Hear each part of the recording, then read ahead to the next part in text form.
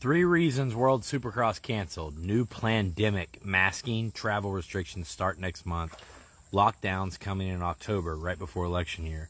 It's all relevant, people. This is super interesting. You know, I don't know if this is the reason, or maybe this could be an indirect reason. You know, I've been heard it's a funding issue, but maybe the funding issue is something due to this. I keep seeing this all over Twitter, all over social media, that supposedly there are, you know, new masking, new policies, all this stuff coming. Now, the thing about the last pandemic is it didn't really affect moto a ton. You know, most of these tracks stayed open and just tried to say social distancing. The way it really affected most people the most is you just couldn't get food anywhere.